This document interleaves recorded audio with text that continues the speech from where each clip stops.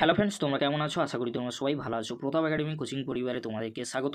আমি প্রতাপ স্যার। আজকে আমি নিয়ে চলেছি যে সমস্ত স্টুডেন্টরা সিউর আন্ডারে 6 সেমিস্টারে ইতিহাস অনার্স সাবজেক্টটি নিয়েছো, ডিএসসি B3 পেপারটি রয়েছে তোমাদের জন্য। আজকে আমি নিয়ে চলে এলাম 10 মার্কস ও 20 মার্কসের গুরুত্বপূর্ণ কোশ্চেনগুলি, যে কোশ্চেনগুলি খুবই গুরুত্বপূর্ণ রয়েছে। চ্যানেলে নতুন হয়ে থাকলে চ্যানেলটি সাবস্ক্রাইব করে রাখো, পাশে থাকা বেল আইকনে প্রেস করে অল নোটিফিকেশন কিন্তু অন করে দেবে। যখনই আমি নতুন কোনো ভিডিও আপলোড করব সবার আগে তোমাদের কাছে পৌঁছে যাবে। চলো বেশি দেরি করবো না, কোশ্চেনগুলি আমরা দেখে নেব। প্রথমেই আমরা দেখে নেব 10 মার্কসের জন্য গুরুত্বপূর্ণ কোশ্চেনগুলি। তোমরা দেখে নাও। ফার্স্ট কোশ্চেন, মেইজি পুনঃস্থাপনের প্রকৃতি বিশ্লেষণ করো। কোশ্চেনটি 10 মার্কসের জন্য খুবই গুরুত্বপূর্ণ। নেক্সট কোশ্চেন, 1921 থেকে 22-এর ওয়াশিংটন সম্মেলনে প্রেক্ষাপট ও ফলাফল আলোচনা করো। কোশ্চেনটি কিন্তু অনেক সময় ঘুরিয়ে আসে। ওয়াশিংটন সম্মেলন 1921 থেকে 22 কি পূর্ব এশিয়ায় জাপানের সম্প্রসারণবাদকে স্তব্ধ করেছিল? কোশ্চেনটি কিন্তু 10 মার্কস ও 20 মার্কসের জন্য কিন্তু খুবই গুরুত্বপূর্ণ রয়েছে।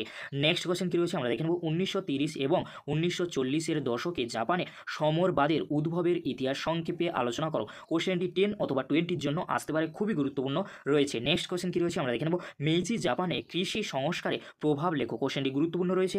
নেক্সট কোশ্চেন, তুমি কি মনে করো মেইজি সংবিধান মূলত রক্ষণশীল ছিল? কোশ্চেনটি 10 মার্কসের জন্য খুবই গুরুত্বপূর্ণ রয়েছে। নেক্সট কোশ্চেন কী রয়েছে আমরা দেখে নেব। জাপানে টোকুগাওয়া যুগের শেষ পর্বে শহর জীবনে বাণিজ্যের কী ভূমিকা ছিল? কোশ্চেনটি 10 মার্কসের জন্য অত্যন্ত গুরুত্বপূর্ণ। এবারে আমরা দেখে নেব 20 মার্কসের জন্য গুরুত্বপূর্ণ কোশ্চেনগুলি। তোমরা দেখে নাও, যে কোশ্চেনগুলি এক্সামে আসার সম্ভাবনা কিন্তু প্রবল রয়েছে। ফার্স্ট কোশ্চেন, জাপানে টোকুগাওয়া শোগুনতন্ত্রের যুগে সামাজিক শ্রেণী বিন্যাস বিশ্লেষণ করো। কোশ্চেনটি 20 মার্কসের জন্য খুবই গুরুত্বপূর্ণ রয়েছে। এই কোশ্চেনটি এক্সামে আসার সম্ভাবনা কিন্তু 100% রয়েছে। নেক্সট কোশ্চেন কী রয়েছে আমরা দেখে নেব। রাষ্ট্রের ভূমিকার বিশেষ উল্লেখ সহ মেইজি যুগে জাপানে শিক্ষা ব্যবস্থার বিকাশ সম্পর্কে আলোচনা করো। কোশ্চেনটি 20 মার্কসের জন্য অত্যন্ত গুরুত্বপূর্ণ। এই কোশ্চেনটি এক্সামে আসার সম্ভাবনা কিন্তু প্রবল রয়েছে।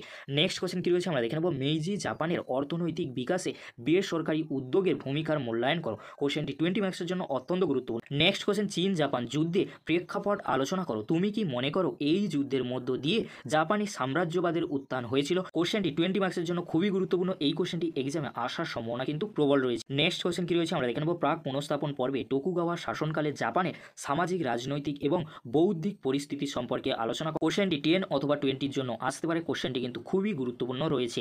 নেক্সট কোশ্চেন কী রয়েছে আমরা দেখে নেব। মেইজি পুনঃপ্রতিষ্ঠার পিছনে রাজনৈতিক বিন্যাস আলোচনা করো। এটিকে কি প্রকৃত পুনঃপ্রতিষ্ঠা বলা চলে? এই কোশ্চেনটি এক্সামে আসার সম্ভাবনা কিন্তু প্রবল রয়েছে। কোশ্চেনটি 10 অথবা 20-র জন্য আসতে পারে। নেক্সট কোশ্চেন কী রয়েছে আমরা দেখে নেব। পাশ্চাত্যকরণে চীন এবং জাপানের দৃষ্টিভঙ্গি ব্যাখ্যা করো। কোশ্চেনটি 10 অথবা 20-র জন্য খুবই গুরুত্বপূর্ণ।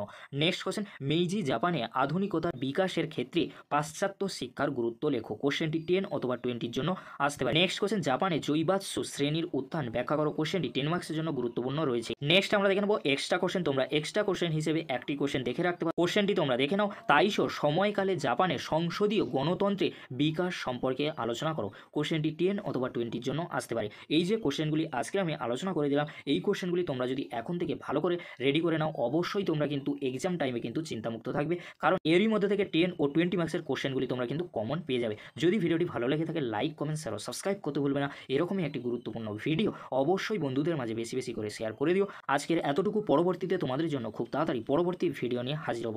ভিডিওটি দেখার জন্য তোমাদেরকে অসংখ্য ধন্যবাদ।